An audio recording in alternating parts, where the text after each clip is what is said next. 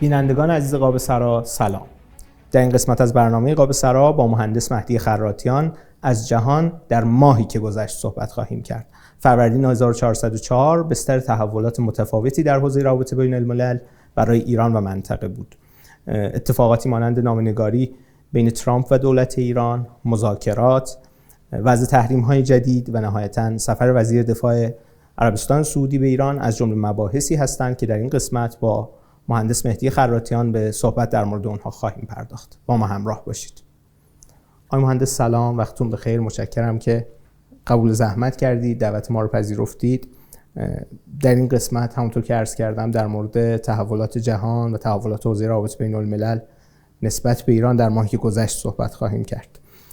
یکی از اصلی ترین مسائلی که بسیار متأخر بود در پایان سال گذشته روندی شروع شد. در روزهای ابتدایی فروردین 1404 هم تحولاتی رو رقم زد. ماجرای نامه‌نگاری بین ترامپ و ایران بود.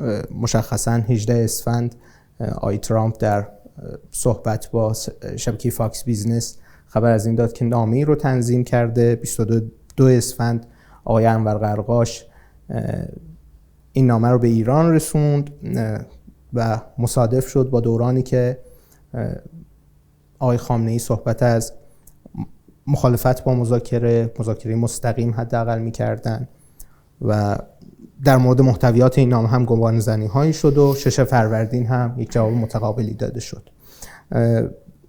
دوست دارم اول یک کمی در مورد این نامه صحبت بکنیم، در مورد این روند و فرآیندی که شروع شد، صحبت‌هایی که در مورد محتویاتش گفته می‌شد، اینکه چرا عمان و نه امارات، مباحثی که حول این نامه بودن. در خدمتتون هستیم. سلام علیکم، امیدوارم که برنامه خوبی باشه. در مورد این حالا مطلبی که فرمودید، خب بحث نامه‌نگاری و اینها پیرو همون استراتژی دوگانه جنگ مذاکره بود که ما مفصلا در جای دیگه صحبتشو کردیم که ترامپ بالاخره یک دیلی میخواد با ایران راجع به مسائل مختلف. البته فعلا به نظر میرسه که تا توی شرایطی که الان داریم صحبت میکنیم ظاهرا مسائل فعلا هسته‌ای است، اما خب میدانیم که هم در گفته ها هست هم در اسناد هست که به هر حال مسائلی غیر از هسته‌ای هم هست. حالا انشالله میپردازم به این نکته، اما اون نامه‌نگاری ها در جهت همین مسئله بود که به هر حال این گفتمان در واشنگتن هست که ایران در یک حضیض تاریخی هست از لحاظ قدرت خودش. وقت امتیازگیریه، اولویت هم باید با مذاکره باشه، البته با پشتیبانی تهدید معتبر نظامی که اون هم به موازات این نامه‌نگاری ها مکرراً انجام شده.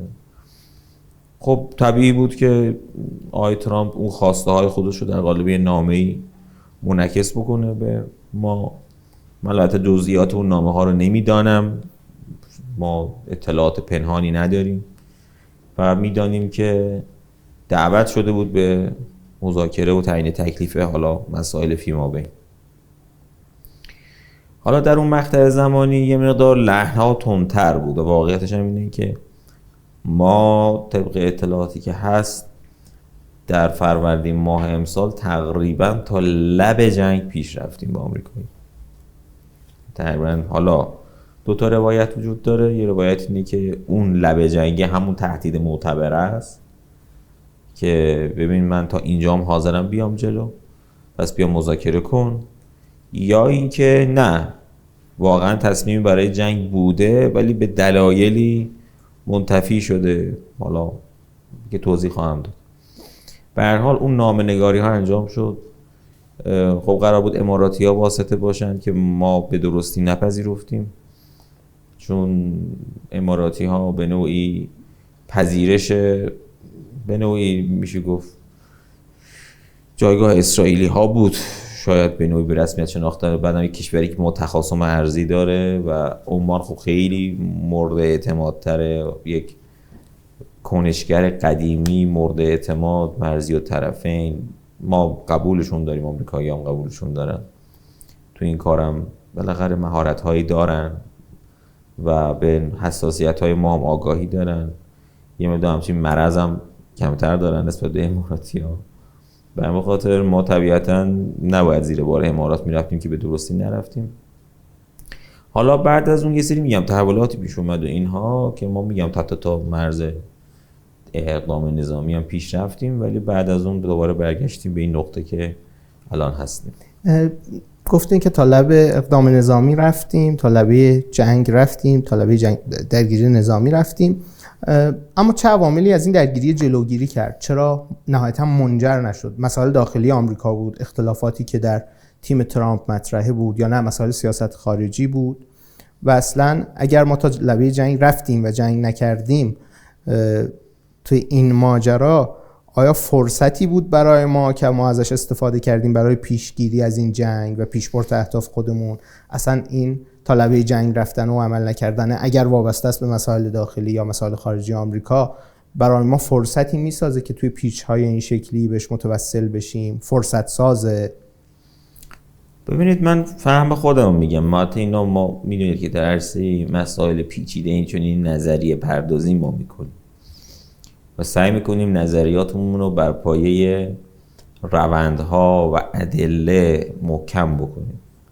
وقتی هم کسی یک حالا به هر حال نظریه رو نقد میکنه یا کانتر آرگومنتی رو مطرح میکنه، مثلا باید بیاد بگه آقا اینجا یه ادله شما خطا داره، اینجا رو بزرگ نمایی کردی، اینجا رو کوچک نمایی کردی، تا با این گفتگوها یه چیزی یه سنتزی شکل بگیره. نظریه‌ای که ما داریم اینه که منصرف شدن آمریکایی‌ها از اقدام نظامی یا کم رنگ‌تر شدن این سناریو علیه ما ناشی از مسائل داخلی آمریکاست.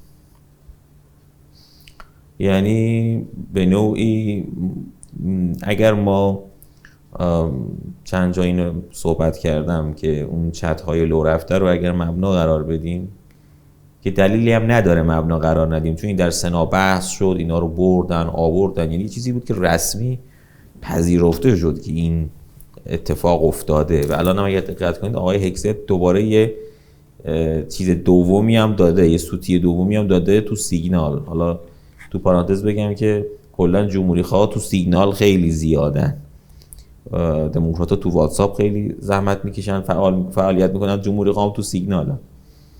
و آقای هگست الان برای پرونده چت سیگنالی دومی الان از همین دیروز درگیری پیدا کرده. پس این نظریه توطئه که مثلا اینا کلا تئاتر بوده و نمیدونم این حرفا، خیلی به نظر من نظریه غلطی. این اتفاق افتاده بود واقعا و شما وقتی تحلیل میکنید اونو میفهمید که عمق شکاف بین آقای ونس و آقای والتز چقدر زیاده در مورد مداخلات در خاورمیانه. و الان ما خبر اخراج آقای دان کالدول رو داریم، کسی که تو پنتاگون تو اون جلسه چت به عنوان نماینده آقای هگست معرفی میشه، یک فرد ضد مداخله گر و از عناصری بود که داشت ایفای نقش میکرد در تحول آفرینی در پنتاگون به نفع افراد آیسولیشنیست و انزواگرا و اینها. و ایشون دیروز با آقای تاکر کارلسون مصاحبه کرده راجع به این بحث جنگ ایران که به هر حال بحث، حالا من فرصت نکردم جزئیاتشو، یعنی فیلمو بخوام دقیق ببینم ندیدم هنوز متاسفانه، ولی اونقدر که دیدم و خواندم فهمیدم که از فشار قابل توجهی صحبت میشه که به هر حال وجود داره از طرف نئوکان‌ها و لابی اسرائیل برای ورود آمریکا به جنگ علیه ایران و مقاومتی که این جریان نشون داده و ظاهراً طبق معمول زور اونا یه مقدار داره میچربه به رغم مذاکرات. یعنی یه سیگنال هشدار به ما این اخراج، که اون زمان هم که آقای مایکل دیمینو منصوب شد من این نکته رو عرض کردم که وقتی پای خاورمیانه میاد وسط، این جریان های انزواگرا ممکنه تو جنگ اوکراین مواضعشون خوب پیش بره، اما در مورد خاورمیانه تقریبا برعکسه. اگرچه ما الان میتونیم صحبت کنیم که مقاومت یمنی ها، مقاومت جانانه یمنی ها به هر حال یه جورایی علارمه که خیلی هزینه دادن بیچارا، ولی آمریکایی را رو هم سکه یه پول کردن تو این جنگی که به هر حال مثلا که ما فکر کنیم آقا یه ناو گروه اومد و کارو جمع بکنه اینا، نه واقعا اینجوری نبود. الان بالاخره یکی از دوستان به من میگفت، نمیخوام 100% تایید کنم این دیتا رو، ولی مثلا ناو ترومن تقریبا فاصله داره میگیره از اون منطقه به خاطر نگرانی هایی که وجود داره، حتی بعضی موقع خاموش میکنه تجهیزات به هر حال فرستنده‌شو برای جلوگیری از اقدامات یمنی ها. بعد خب ببینید اینا اتفاقاتی بود افتاده، هزینه جنگ رو بالا برده و جریان مخالف جنگ الان نگرانی هایی داره ناظر به اینکه خب ما الان که حریف انصارالله نشدیم، حالا میخوایم بریم با ایران هم بجنگیم. اگر فردا پس فردا تأسیسات نفتی سعودی هدف قرار گرفت، حرفی که آقای ونس تو اون چتا میزنه یا حرفی که آقای میرشایمر اخیراً توی مصاحبه گفت و کراراً هم این گفته شده که آیا ما با این جنگ جهانی تعرفه‌ای که آقای ترامپ اعلام کرده و وال استریت رو تقریباً از اوایل ماه آوریل وارد یک گارد نزولی قابل توجه کرده و یک دعوای شدیدی در داخل سیستم اقتصادی آمریکا به پا شده که خلاصه چه خبره الان. مثلا دیروز نزدیک فکر میکنم هولوش 3% سقوط کرد، انویدیا فکر میکنم هولوش 6-7% ریخت. عددهای کمی نیست. و بالاخره بعد یه دفعه بگن آقا وسط این بلبشو و دعوا آقای پاول و ترامپ و این درگیری داخلی پنتاگون و نمیدونم فلان حالا ما یه جنگی هم واقعا با ایران بکنیم. اینا واقعیتش اینه قابل جمع نیستن. یا ترامپ اینقدر فشار لابی اسرائیل روش زیاد بشه که مثلا بگن ولو بلغ ما بلغ، ولو وال استریت بریزه، ولو نمیدونم احتمال شوک نفتی باشه و همه اینا، برو کارو تموم کن. احتمالش هم هست. میگم آقای بالاخره این آقای کالدول انداختن از پنتاگون بیرون یه معانی میده دیگه، ما باید به اینا دقت کنیم. و بالاخره به نظر میرسه که این شکاف‌ها سر باز کرد و وقتی هم شما نگاه میکنید به تحولات وال استریت، شاخص‌های مختلف رو میشه حالا اسم برد که همه شاخص‌ها دال بر ترس در وال استریت. منم جای ترامپ بودم با توجه به این شکافی که عرض کردم و این شرایط پیچیده وال استریت زمان می‌خریدم که تعیین تکلیف بشه این مسائل، که آیا و ما در سناریوهایی که طراحی میکنیم باید دقت کنیم. من میبینم بعضی‌ها خیلی قاطع از توافق صحبت میکنن، لزوما اینجوری نیستا. من حرفم اینه، من نمیگم الان بذر بدبینی پاشیم یا مذاکرات رو سر مثلا حالا چیزای بیخودی به هم بزنیم، نه، ولی میگم دقت کنیم. پارامترهای متعددی ترامپ رو به این جمع‌بندی رسونده که ویتکاف در مذاکرات مسقط و روم با ما یک انعطافی از خودش نشون بده. این انعطاف تابع پارامترهای شکاف پیرامون اطرافیان ترامپ و تحولات بازارهای مالی آمریکاست و البته پارامترهای دیگه نمیخوام بگم چیز نیست، مثلا مقاومت یمنی ها یا نگرانی از این که نکند مثلا ما تو بحث هسته‌ای یه دفعه دکترینمون، اینا هم هست، دکترینمون رو عوض بکنیم، یه چیز اینجوری هم وجود داره. اینا رو باید خوب با بالانس کردن اینها ما رصد بکنیم و بعد ببینیم داریم کدوم وری میریم. خیلی خوشبینی زیادی دادن، به پلن بی فکر نکردن. مثلا بانک مرکزی ما فکر کنه که خب دیگه ما تذکر دادیم، به نظر من دوستان دیگه هم قبل از ما تذکر داده بودن، حالا ما بابانه که آقای بانک مرکزی نباید اجازه میداد دلار یه دفعه بیاد رو 80 تومن. یعنی باید دلار رو به این تعبیر، یعنی این توی سوالات آینده من بود که به نظر شما این دلار 80,000 تومانی که در طول یک ماه حدود 30% تغییر میکنه، 17,000 تومان میاد پایین تر، این اینجا دست ما رو در مذاکره خالی تر میکنه؟ بله اتفاقا بله، چون ببینید طرف میدانه که با یک توییت میتونه، مثال میگم وقتی دلار میاد مثلا 85 تومان خیلی فروشنده میشن خود به خود، ریختی دیدی چی؟ یه حالت پنیک اینوری پیش میاد. بالاخره خیلی دلار خریدن منتظرم اینا چی یه دفعه میان میفروشن، بعد یه دفعه طرف با یه حرکتی تو بوکس هست، نمیدونم روپی دوپ میگن یه همچین حرکتیه که اول با یه گاردی میاد بعد یه ضربه دیگر رو میزنه، یه همچین اسمی داره حالا یادم رفت اسمشو. خلاصه این یه حرکت میزنه بعد اونوری میزنه، بعد شما مثلا یه دفعه اینایی که فروختن یه دفعه با دلار 130,000 تومانی مواجه بشن، قاطی میکنن دیگه خیلی بیشتر. پس بنابراین شما باید کنترل کنید، یعنی اگر هم قرار افتی صورت بگیره با یه شیب ملایم مثلا. اینا نشان دهنده اینه که بخشی از نظام سیاسی ما چه در مورد سفر خالد که میرسیم بهش، چه در مورد اتفاقات روم داره خوشبینی بیش از اندازه داره. یکی میگه قراره بشه قطب جهان، 1000 میلیارد دلار میخواد آمریکا تو ما سرمایه گذاری کنه. اینا رو کجا آوردید شما این حرفا رو؟ چی؟ از کجا؟ چه مبنای حرفتون چیه؟ صبر کن حالا برسه، حالا تو به بله برون هم نرسیدی. خب طرف یه زنگ زدی رفتی یه گل شیرینی دادی مثلا دختره رو تو ذهنت بردی و مثلا بچه دارم شدید و فلان. بابا صبر کن اول بره جلو کار.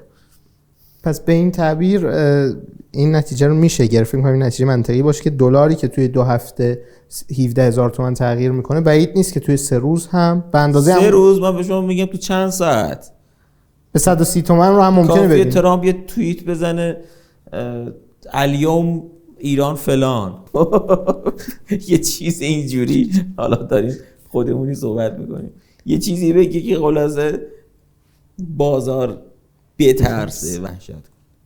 و بعد شما خواهید دید که صندوق‌های طلا، بازارهای سهام و خیلی چیزهای دیگه به چه ریختی در میاد. پس احتیاط، حرف من به سیاستگزار محترم اینه، احتیاط شرط عقله. ضمن این که برو جلو مذاکرات رو انجام بده، خیلی هم خوبه، عالی، اما این میتونه پارامترهایی داشته باشه، تابع پارامترهایی باشه که از کنترل شما خارجه. میتونه یک زمان خریدن باشه. حالا سفر آقای ترامپ به ریاض رو ما داریم و خیلی اتفاقات مهمی تو اون سفر میفته، احتمال زیاد چیزای مهمی احتمالاً اعلام میشه. اینا رو باید دقت کنیم که این اتفاقاتی که الان داره با ما میفته مثل یادمون نره، اینا خاطرات دوری نیست. ما بریم به آگوست سال 2023 زمانی که ما معامله جاسوس ها رو انجام دادیم و پولای قطر، پول کره که رفت قطر. اون زمان یادتون بیاد چه ادبیاتی حاکم بود بر گفتمان حالا عرصه عمومی و دولت مردان. یه معامله بزرگ شد، دیدید بدون برجام هم میشه فلان کرد، حقمون رو گرفتیم، تو دهن آمریکا زدیم، نمیدونم. یا سر توافق پکن گفته میشد که عربستان به سمت چین تمایل پیدا کرده، معادلات منطقه به سمت یک چیز میره، دوره سروری آمریکا تمام شده. آره آمریکا تموم شد، نمیدونم بانک مرکزی بیانیه داد. یادمون بیاد بانک مرکزی چه بیانیه داد. دارم به آقایون دارم میگم، بیانیه اسفند ماه سال 1401 رو من یادآوری میکنم، بیانیه مسخره بانک مرکزی که پیرو دیدارهای مهم و توافق پکن و دیدار مهم آقای شمخانی با آقای محمد بن زاید، یک گشایش‌های ارزی بزرگی در راه.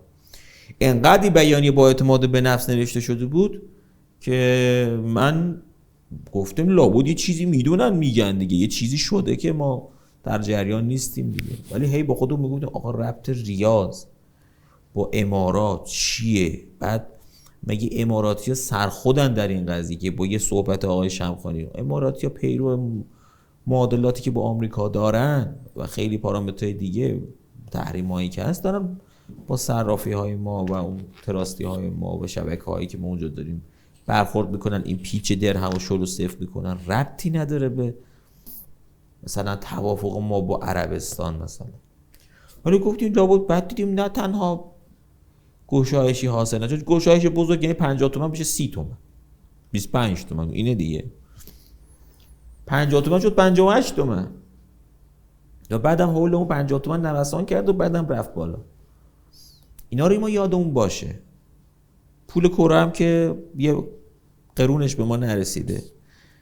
این حرفا گفته شده، این تجربیات رو ما داریم. بعدم که عربستان بعد از اون توافق ما تخت گاز رفت تو شکم آمریکا برای معاهده دفاعی و ابرمعامله عادی سازی و این حرفا. این تمام تحلیل‌ها غلط بود. و من جالبه دوباره تمام تحلیل‌ها رو میشنوم. من نمیگم الان ما میگیم الان مثلا فرض کن بریم با عربستان بجنگیم یا مثلا فلان. من حرفم اینه که این خوشبینی رو مبناتون چیه؟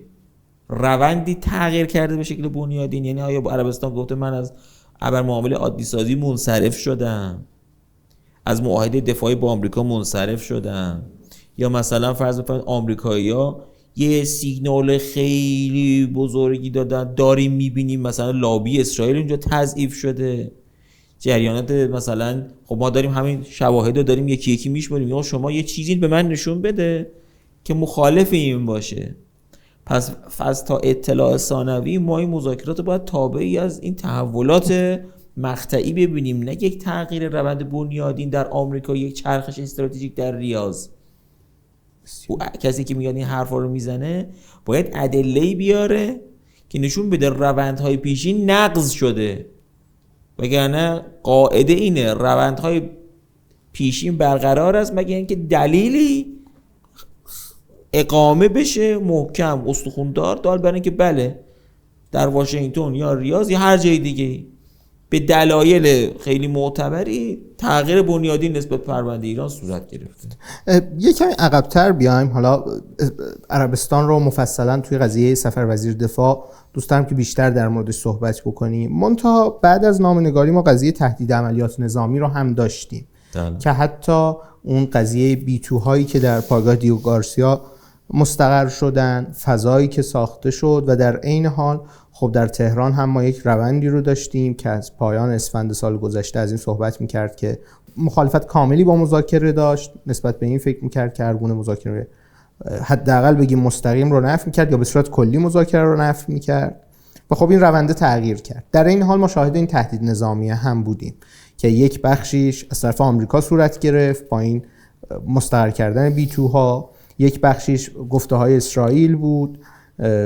دیدار نتانیاهو و ترامپ خیلی دیدار جالبی بود، واکنش چهره آقای نتانیاهو بود. منتها ما مداوما از شاهد این تهدیده بودیم به حدی که در روزهای اخیر که الان در تقریبا روزهای ابتدایی اردیبهشت ماه هستیم قضیه یک سری از مانورها و اینها مطرح شد.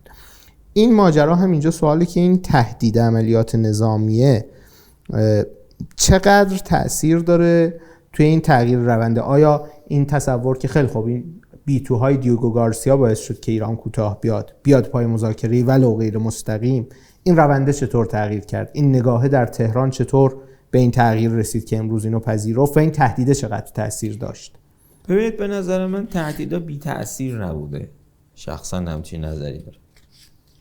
اگرچه مثلا بعضی از دوستان متخصص نظام معتقدن که این حضور B2 ها در دیگو گارسیا نمیتونه دائمی باشه، هوای شرجی اونجا آسیب‌های زیادی به تجهیزات حالا ضد راداری بدنی اینها وارد میکنه و نمیشه اینها رو در اون شرایط، مثلا یه جوری هم حالا به قول یکی از رفقا میگفت یه جوری هم انگار مستقر کردن که انگار مثلا حتما ما دیده بشیم و حتما مثلا بگیم که مثلا ما اینجا حضور داریم ولو به قیمت آسیب دیدن به تجهیزات. حتی من حتی تخصصم حوزه نیست، من دارم صرفا نقل قول میکنم، ولی نقل قولای آدمای بی ربط نیست.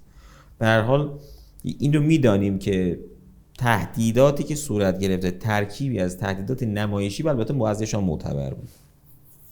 یعنی ما نمیتونیم اینا رو انکار کنیم که مثلا حجم زیادی از سیستم‌های پدافندی در منطقه مستقر شده، رفت آمدهای نظامی که در منطقه صورت میگیره تقریباً بی سابقه است، مخصوصا ناظر به ایران. یعنی این تقریبا میشه گفت بی سابقه است. حالا شاید تو مقطعی تو دوره بوش شاید مثلا اینجوری بوده. به هر حال اون نظریه ترامپ مداخله گر نیست و ترامپ الکاسب و حبیب الله که کلا اون نظریه باطل محض، اصلا خنده داره این کسی از این حرف بزنه. اون نظریه که روزای اول که آمده بود یه عده اینجا تو تهران مطرح کرده بود. و ترامپیسم رو به عنوان جفرسونیسم تفسیر میکردن. ترامپیسم رو به عنوان ضد مداخله گری، ضد خاورمیانه گرایی، همه اینا رد شده دیگه، الان قطعی یک رد شده. الان ما داریم روی این بحث میکنیم که وزن لابی اسرائیل به نیوکان ها چقدره و وزن این جریان های ضد جنگ چقدره. به نظر میرسه که مجموعاً همچنان وزن لابی اسرائیل و نیوکان ها قابل توجه و بیشتر از وزن لابی اسرائیل، اما انقدر فشار مسائل داخلی آمریکا زیاد شد بعد از جنگ تعرفه‌ای که زبان جریان های ضد مداخله‌گر زیاد شد، فرصتی به دیپلماسی داد و تهران همین رو ادراک کرد. تهران همین رو ادراک کرد که خوبه از این فرصت استفاده بشه. اینه اگر ما می اومدیم میگفتیم آقا نه ما مذاکره نمی‌کنیم، خب اون جریان نیوکان میگه خب دیدی تو این هم میگفتی به مذاکره کن، اینا همینان که اینا آدمای دوگ میان جز زبان زور نمیفهمن. ما هم باید به دیپلماسی فرصت میدادیم، به جامعه خودمون هم باید این سیگنال میدادیم که آقا ما حاضریم اگر واقعا طرف مقابل بیاد پای کار مثل آدم با ما صحبت کنه، ما هم حاضریم.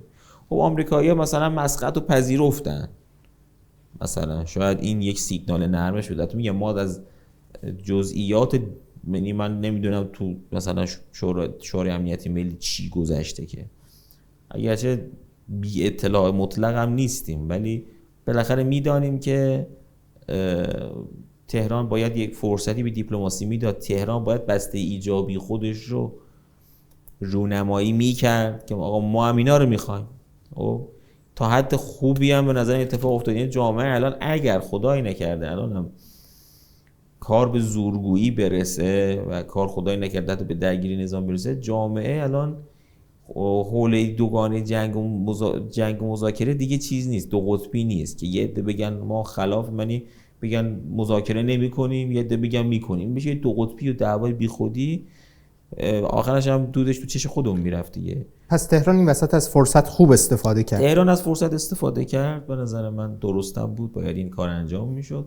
ولی میگم اون چیزای تحلیل‌های پسینی این اتفاق و میزان خوشبینی که باید به بازار، به عرصه عمومی تزریق بشه که ما داریم کجا میریم، نباید به گونه‌ای باشه. چون میگم ما ترامپ رو فعلا فردی که میدونید که این فرد از لحاظ توافق پذیری در میان از لحاظ روانشناسی سیاسی در پایین ترین رده در کل رئیس جمهورهای تاریخ آمریکاست. شما یه نمونه توافق موفق که ترامپ کرده باشه به من نشون بده. یعنی کاسبیه که خیلی هم معامله‌های موفقی نداشته. نه شما نشون بده دیگه. معامله موفق آقای ترامپ به من نشون بده. از قبلی هم خارج شده، هر معامله‌ای هم داشتن. آره، یعنی ترامپ کسیه که میخواد کاملا از بالا تحکم کنه. خب و الان هم متحدین راهبردی آمریکا رو تارونده. مثلا کانادا رو تو بحث نفت هل داده به دامن چین. مثلا چین داره صادراتش و وارداتش رو تو حوزه نفتی از آمریکا صفر کرده، کانادا رو جایگزین کرده و ترامپ تو این عرصه ها موفقیت بزرگی نداشته که مثلا ما بگیم معامله هایی که از جنس این معامله های دو طرفه‌ای که مثلا حالا ممکنه یه جا زور کرده باشه به کسی، مثلا طرف پذیرفته باشه، ولی مثلا فرض کنید به سعودی گفته باشه آقا تولید نفت تو افزایش بده، یا پیمان ابراهیم مثلا چیز کرده باشه. موقعی که طرف حسابش کشورهای خیلی تو سری خور باشن کارش پیش میره. اما وقتی شما مثلا میگه طرف حسابش کانادا باشه، طرف حسابش اروپا باشه، طرف حسابش مثلا یه کشور هسته‌ای مثل کره باشه، یه چیزای این شکلی منظورمه، ما خیلی نمونه‌های برجسته موفق رو نمی‌بینیم. پس نباید خوشبین هم باشیم اینجا. خیلی حرف من اینه که شاید این بازارهای شرایط بازار مالی آمریکا، میدونم من هر روز رصد میکنم شاخص‌های مختلف، شرایط نگران کننده ایه. حتی میشه یک جاهایی از کلمه ترسناک هم استفاده کرد. برای این کلمه هم دلیل دارم، حالا جای دیگه گفتم، اینجا فرصت نمیشه که چرا میتونه ترسناک باشه برای اقتصاد آمریکا. و اگه ترامپ یه چند تا اشتباه بکنه، کار خرکی بکنه، پتانسیل بردن آمریکا در رکود و حتی دپرشن رو هم داره، نه فقط رسشن. دپرشن هم میتونه ایجاد بکنه اگر بخواد یه مقدار بی هوا بره جلو و دقت نکنه به وضعیت حساسیت‌های بازار آمریکا. و این ما فرصت‌هایی رو میده البته تا قبل از رکود. بعد از رکود باز ما مشکل ممکنه پیدا کنیم به خاطر افت قیمت نفت و یعنی اون مسائل مالی حاد پیدا میکنیم و خیلی اتفاقات دیگه. یعنی لزوما هم اینجوری نیست که خیلی برای ما خوب باشه افت اقتصاد آمریکا و رفتن دنیا تو رکود جهانی و اینا. حالا به هر حال میخوام بگم که این شرایط فعلی برای ما میتونه فرصت‌های بزرگی رو فراهم بکنه، اینو منکر نیستم، اما دقت کنیم که بی هوا هم حرف نزنیم. بسیار. اگر بخوایم در سیر زمانی گفتگومون رو پیش ببریم، ما از این صحبت کردیم که ابتدا نامه‌نگاری شد، تهدید نظامی رو داشتیم، نهایتاً به مذاکره منجر شد در مسقط و روم در تاریخ‌های 24 و 30 فروردین.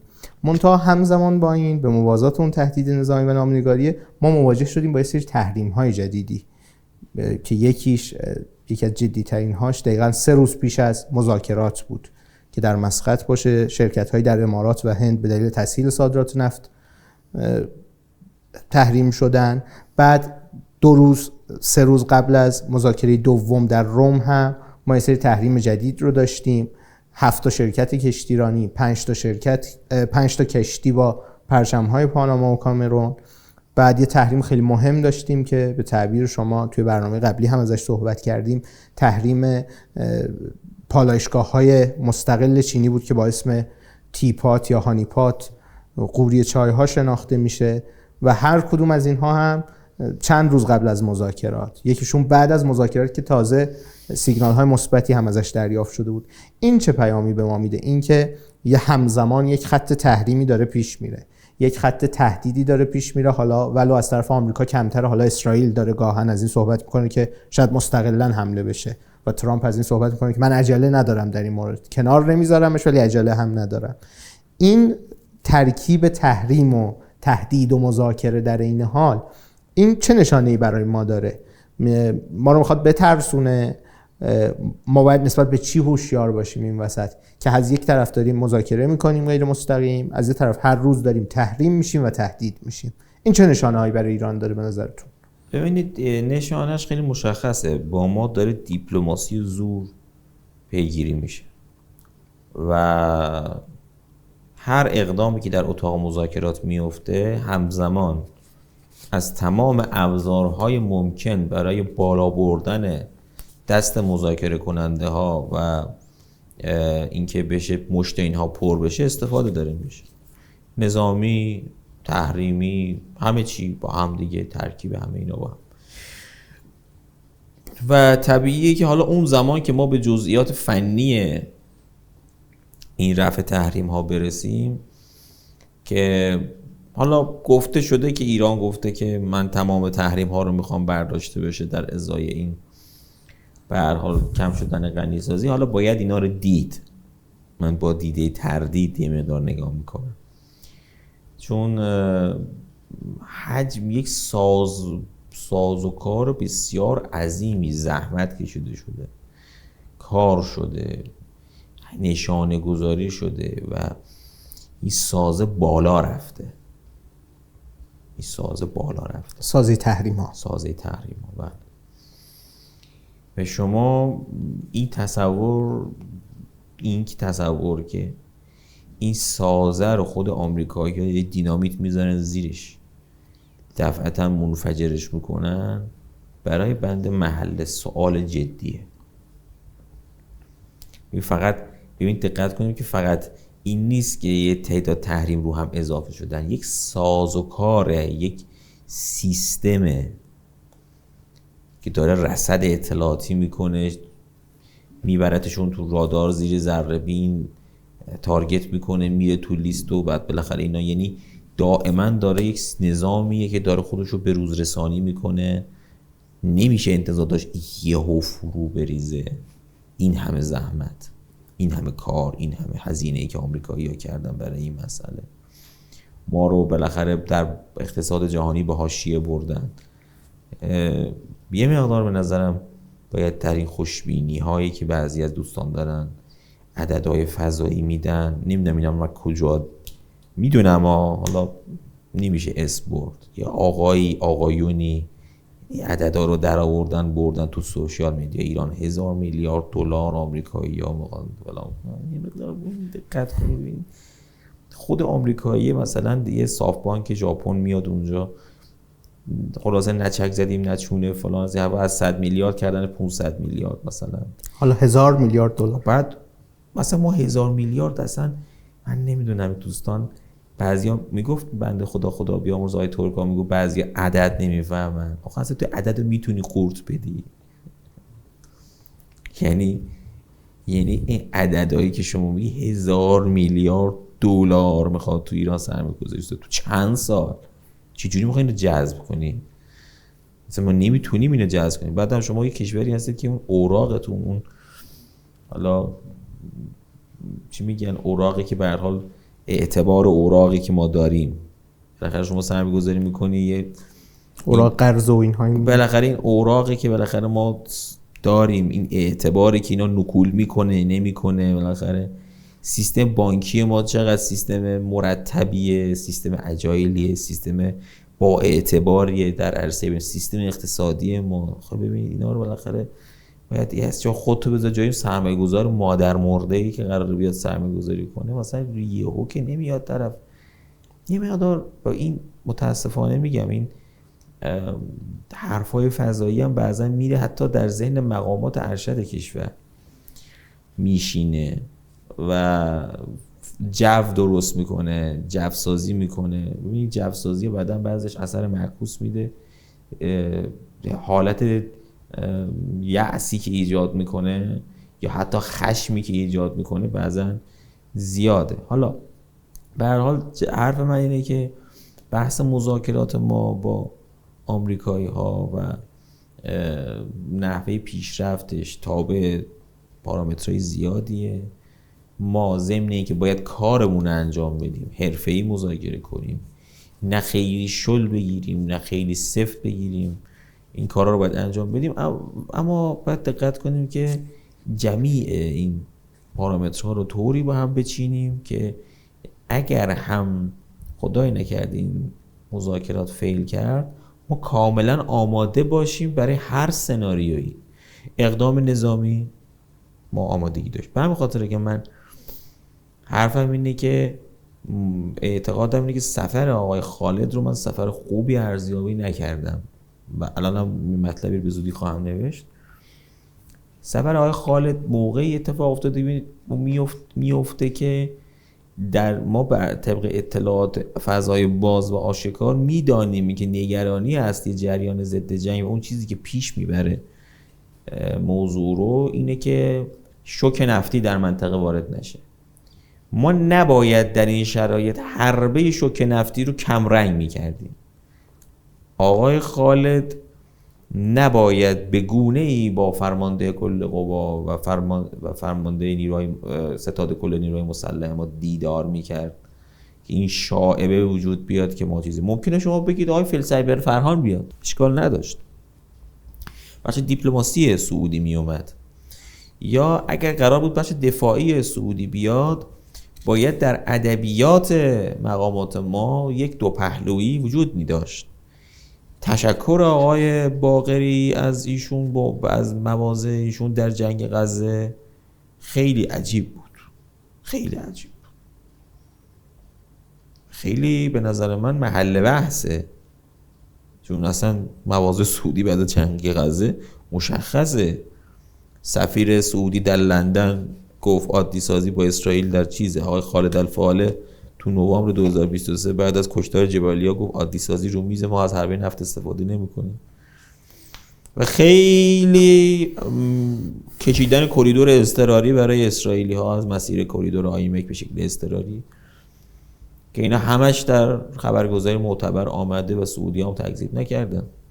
یعنی دست ما رو بس سفر آقای خالد به ایران در 28 فروردین به نوعی هم دست ما رو بست. نمیگم دست ما رو بست، ولی میگم ببین طبق سیاست احتیاط که میگم آقا تو احتیاط کن، او داره با تو دیپلماسی زور رو پیش میبره. زود خودتو خلع سلاح نکن، هم در بازارهای داخلی میدان رو باز نکن که یک فضای یه دفعه اگر او بدونه که تو الان دلار کشیدی پایین و مثلا بانک مرکزی هم خیلی مداخله نکرده برای خریدن دلار، ذخایرشو پر نکرده برای سناریو بدبینانه، خب تو ذهنش میگه که خب من یه شوک دیگه میدم این دلار بشه 130 تومن، همینایی که دوباره تو مارکت رفتن فروختن خب دیوونه میشن دیگه، میگه من تو 100 تومن خریدم حالا 80 تومن حالا شده 140 تومن. او طرف دیوونه میشه میریزه میاد تو خیابون. این سفر آقای خالد به تهران، حالا یک ماجرا اینه که خیلی خوب ما مشخصا تهدید خیلی بزرگی هستیم برای زدن آرامکو، این توی چت های سیگنال هم هست، توی گفته های آقای ونس هم هست و همه اینها. ما نه ها محور مقاومت لزوما ما نه و لزومی هم نداره کسی گردن بگیره. ببینید دقت کنید، یه پهپاد رفت خورد خونه نتانیاهو، یه مثال بزنم شما خوب دقت کنید. اول کسی نمیدونست از کجا اومده، بعد اونا گفتن ایرانیا بودن، بعد آقای ایروانی تو سازمان ملل گفت ما نبودیم حزب الله بوده. مرزهای سیاست جابجا شد. حالا اینم اونی که ممکنه آرامکو رو تهدید بکنه ما نیستیم، محور مقاومته. آره یعنی ما اصلا تیر غیبه. ما دائما اصرار داریم که حوزه خاکستری رو تعطیل کنیم. بابا طرف تو حوزه نبرد خاکستری با تو تقریبا میشه گفت که پیروز شد در سوریه و حتی لبنان. یعنی تو حوزه‌های جنگ اطلاعاتی کارو پیش برد، ضربات نظامی به عنوان ضربات تمام کننده بود. تو چرا متوجه نیستی که این سناریو ممکنه تو ایران هم اجرا بشه؟ اگر خبر نیویورک تایمز ما دقت کنیم که راجع به اتفاقات که افتاده که آمریکایی‌ها به اسرائیلی‌ها نگفتن راجع به اون حمله در ماه می، بعد پشتبند اون خبر یه خبری هست که رئیس CIA میره تل‌آویو و اونجا راجع به چی صحبت میشه؟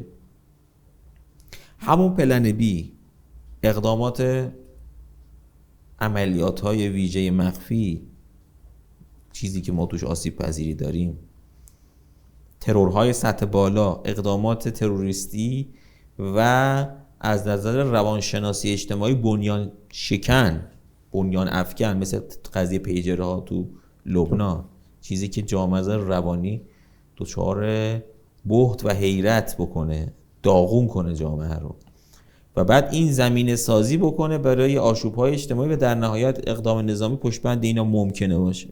حالا ممکنه ممکنه اقدام نظامی زودتر انجام بشه. یک چیز خیلی مهمه که شما نقد رو نباید بدی نسیه رو بگیری.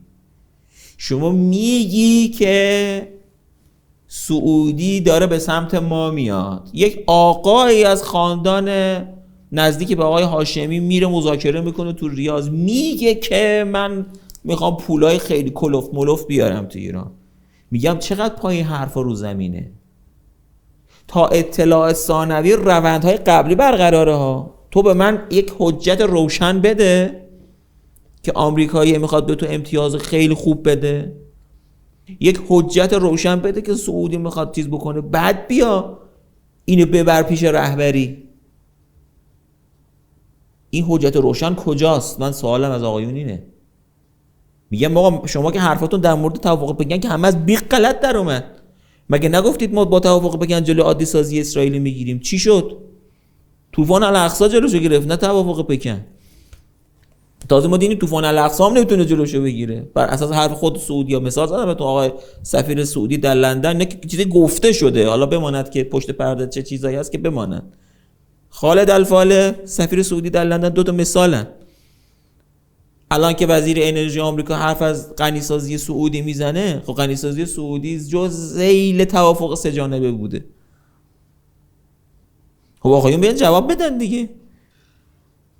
اینا رو پس ما باید داشته باشیم تو ذهنمون. میگیم آقا روندهای قبلی برقرار مگر این که شما به من نشون بدید با یک دلیل برهان قاطع، چیزی که نشون بده که این روند قطع و روند جدیدی جایگزینش شده. من میگم درسته.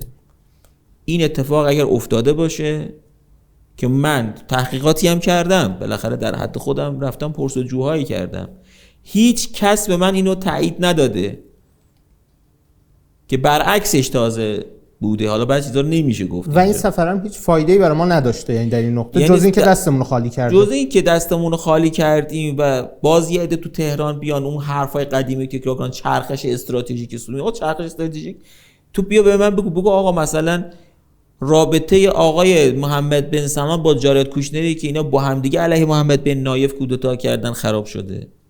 رابطه خانواده آقای سلمان و محمد بن سلمان با ترامپ که الان اینا در پروژه‌های متعدد ساخت و ساز مسکن در منطقه خاورمیانه با هم مشارکت دارن. این قضیه آقای زیاد شعار و اون نمیدونم دار گلوبال و نمیدونم اینا دارالارکان و اینا خراب شده. آیا قضیه غنیسازی زیر سؤاله؟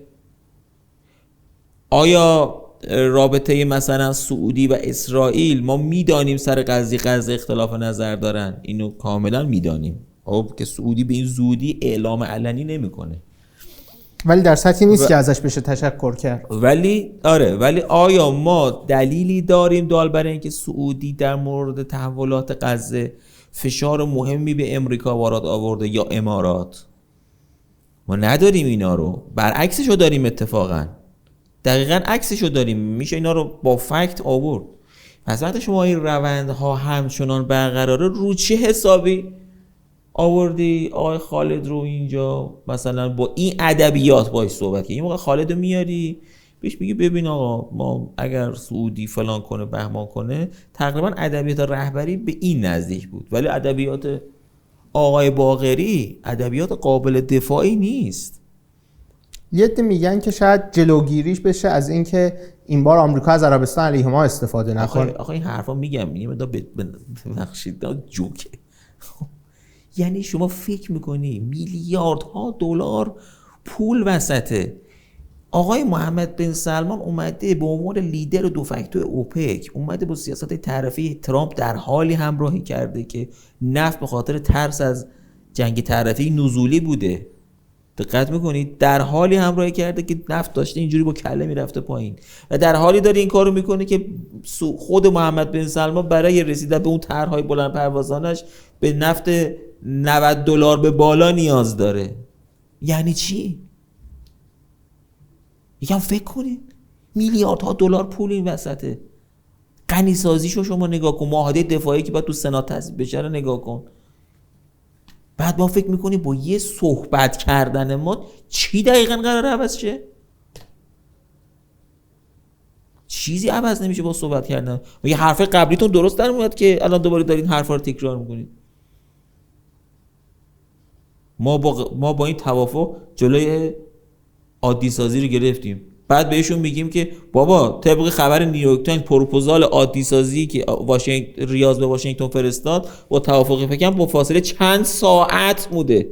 چند ساعت. چجوری اینو توجیه میکنید؟ بعد یکی از آقایون برگشت تو یه گروهی برگشت گفت این خبرسازی نیویورک تایمز. گفتم الله اکبر. حالا من یه حتما با خبرساز تو خودت برو نگاه کن تو زمان بندی‌ها. تو میتونی بری اینا رو چک کنی. پس جمع بندی کنیم. احتیاط، من حرف شاید این جمع بندی این صحبت این باشه. احتیاط شرط عقل. ابزارات رو حفظ کن. اگر اون دیپلماسی زور داره، تو هم ابزارهای زور تو داشته باش. نقطه ضعف او، اینو مفصل تو برنامه آقای دکتر فاضلی من صحبت کردم، دوستان میتونن به اون مراجعه کنن، تو ویدیوهای خودم هم هست. با جزئیات فنی توضیح دادم که چرا وال استریت به قیمت نفت الان بسیار حساسه، به شوک نفتی، قیمت نفت. خواهش میکنم دوباره نیان کامنت میذارن خراتیان نمیدونه نفت شیل. من میدونم نفت شیل چیه، به گوشم خورده. یه 10-12 سالی هست بالاخره به گوشم خورده. خب نفت شیل وقتی ترامپ و کمپانی شیل آمریکایی دعوا کرده سر قیمت و اینا خودشون عصبانی هن از ترامپ سر پایین اومدن قیمت نفت، و ترامپ اتکاش الان به سعودیه و اوپک پلاس سر کاهش قیمت نفت، و الان کاهش تنش تو حوزه انرژی شده یه پارامتر مهم برای ترامپ. دقت کنید اینا رو ما.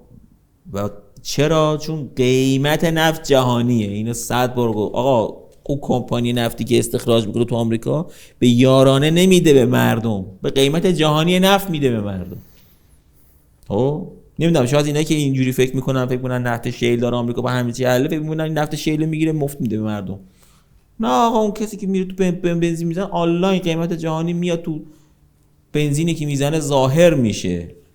پس الان تو ابزارهایی داری، این ابزارها رو باید حفظ کنی. این ابزار بسیار ابزار کارآمدی ان تو این شرایط اقتصادی آمریکا که انتظارات تورمش به بیشترین میزان از سال 1981 رسیده. طبق رصد دانشگاه میشیگامی عددا کم نیست. این حرفای بزرگیه. شرایطی که نرخ بهره مثلا حالا فکر میکنم 4.5 تا 5% تو آمریکا. دقت کنیم اینا رو. ابزارهای خودتو زود کن نکن، عجله نکن. آقای خالد یه ماه دیگه هم میتونست بیاد. آقای خالد مدت هاست میخواست بیاد، من خبر دارم. خب مدت ها بود میخواست این سفر. باید همین موقع میومد وسط مذاکرات ما و وسط بحران چالش‌های وال استریت. باز طبق معمول با یه جایزه نوبل بدن به این آقای. یه ماه دیگه نمیشد، حتما باید همین الان میومد. خیلی برای من جالبه. میگم آقا عجله نکن، نه به بازار داخلی نه به ذی‌نفعان خارجی. زود نمیخواد هول شی. بذار بریم بیا جلو، ببینیم بازار داخلی آمریکا، این تحولات داخلی پنتاگون، مسائل تیم ترامپ و اون حلقه یکش و خیلی چیزای دیگه و خود این دستور کار مذاکرات آقای ویتکاف. حالا احوالات خود ترامپ و ویتکاف اینا با هم دیگه به کجا میرسه؟ شاید به جای خوبی هم رسید، خیلی هم خوب.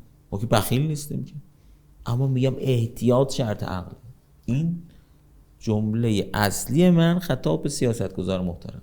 شما فکر میکنین کلی صحبت کردیم از این که احتیاط بکنین ها رو از دست ندو اینها، ولی حالا مذاکره موفق چیه؟ پس شما کی میتونین این تلقی رو داشته باشین که ما مذاکره کردیم، این روند رو ادامه دادیم، توی مسقط هم رو دیدیم، توی روم هم رو دیدیم، توی نقاط دیگه از اروپا باز صحبت کردیم، اصلا به مرحله کارشناسی و فنی هم رسیدیم.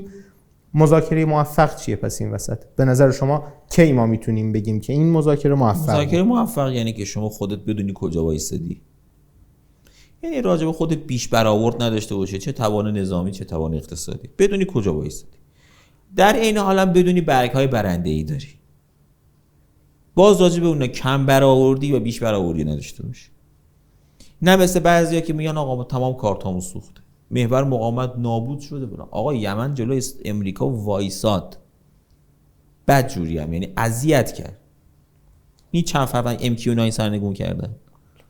خب میدونید که ناوگروهای آمریکا رو واقعا اذیت کردن. هکست و والز هر دو در این چت ها میگن تنها کشور در کره زمین که حریف ایناست ماییم.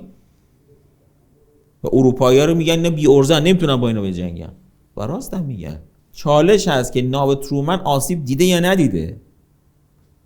خب یعنی الان نمیخوام بگم ناو ترومن غرق شده ها، الان یه نگن نه، ولی الان بحث اینجاست که بعضی ادعاها رو یمنی مطرح کردن که ما کاری کردیم که اپریشنال نیست، دیگه عملیاتی نیست، نمیتونه فعالیت. آره یعنی مثل قبل دیگه عمل نمیتونه بکنه. خب پس ببینید نه بیش برآوردی نه کم برآوردی، نه مثل اون مذاکرات وین که یه عده اومدن گفتن نه به زودی اروپا یخ میزنه، نفت میخواد بشه $280، زمستان سخت و همه میان به دست و پای ما میفتن التماسمون میکنن که حرف مزخرفی بود همون موقع ما گفتیم.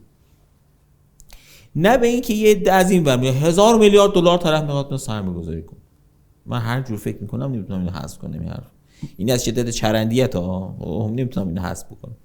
پس کسی که بدون کجا وایساده، طرف مقابلش هم خوب آنالیز کنه، بدون او هم نقاط ضعفی داره، نقاط ضعفشو بشناسه، بدونه که او در جنگ طرفه‌ای توان راه اندازی یک جنگ بزرگ در خاورمیانه رو نداره. اگر این کار رو بکنه انگار شلیک کرده به پای خودش. بدانیم این مسئله رو، بعد بشینیم یک فرمول معقول دراریم. ما به چی برسیم میگین این فرمول معقول و مذاکره موفقه؟ ما به یک ببین من همیشه تو مذاکرات میگم من هیچ وقت قائل به این نبودم که ما به این زودی ها با غرب به اون فرمول میرسیم که مثلا میگم سیل هواپیماهای بوئینگ و نمیدونم ایرباس و شرکت های نمیدونم سرمایه گذاری و بانک های بزرگ و جی پی مورگان اینجا بیاد و نمیدونم HSBC بیاد و نمیدونم خلاصه شرکت های غول نفتی بیان و نمیدونم فلان. به این شکل قائل من نبودم. من همیشه قائل بودم که ما با غرب باید یک کنترل تنش داشته باشیم که فضا رو برای ما باز بکنه که بتونیم کارامون و پروژه‌امون رو با چینی‌ها پیش ببریم. یعنی چینی‌ها با دغدغه خاطر کم که این تازه بشه یه یخشکنی که اینا بیان در صنایع ما سرمایه گذاری کنن، بعد شرکت غربی هم ببینن آره اینا هم اومدن اتفاقی هم نیفتاد، اونا هم خورد بیان. ببینید من تو برنامه فاضلی هم عرض کردم، گفتم اصلا ترامپ بیاد با قلم خودش رو بزنه تو شاهرگ خودش با خون خودش امضا کنه که آقا من تحریم ایران رو لغو کردم، به کنگره و سنا فشار بیاره، اونا هم تصویب کنن دیگه. از این بهتر که نداریم که. این مذاکره موفق نیست هنوز؟ نه موفقه. یا بعدش چی میشه؟ بعدش شرکت‌های خصوصی آمریکا میریزن اینجا، 1000 میلیارد دلار نمیاد. نه اصلا صبر میکنن یه مدتی، میگن آقا این معلوم نیست یه سال 2 سال دیگه برگرده یا برنگرده، که مدت‌ها شاید سالها طول بکشه، ای بسا 10 دهه طول بکشه. و ما باید یخشکن این قضیه روابطمون با چینه یا یه مقدار هندیا. حالا من راجع به هندیا این نظراتمو گفتم قبلا، ولی اینجوری نیست که ما بگم آقا با هند مطلقاً کار نه هندیان بیان کار کنن تو خیلی از حوزه‌های ما. حالا مفصله بحثش. هند هم بالاخره آینده دنیا متعلق به هنده. هند خیلی کشور مهمیه، با هندیام کار کنیم. اینا بیان کم کم، حالا اروپایی و آمریکایی هم بگن خب اینا که اومدن ما هم بیایم دیگه. خب این فرمول برای ما جواب میده که ما پس با غرب باید تنش رو کنترل کنیم.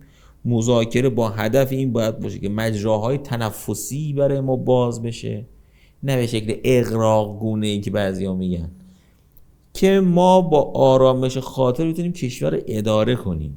این مذاکره موفق برای ما داریم. آره در این شرایطی که ما این یه نه خیلی گنده ببینش، یه معامله های محدودی که بالاخره بدونیم ما با اون معامله خیلی خیلی خیلی بزرگی که فکر میشه مثلا میشه با آمریکا دست پیدا کرد، نمیگم صفر احتمالش، ولی احتمالش کمه، مگه اینکه ترامپ انقدر از مسائل داخلی آمریکا بیمناک بشه و ما هم تهدیدات معتبری رو انجام بدیم که ما نمیدیم الحمدلله.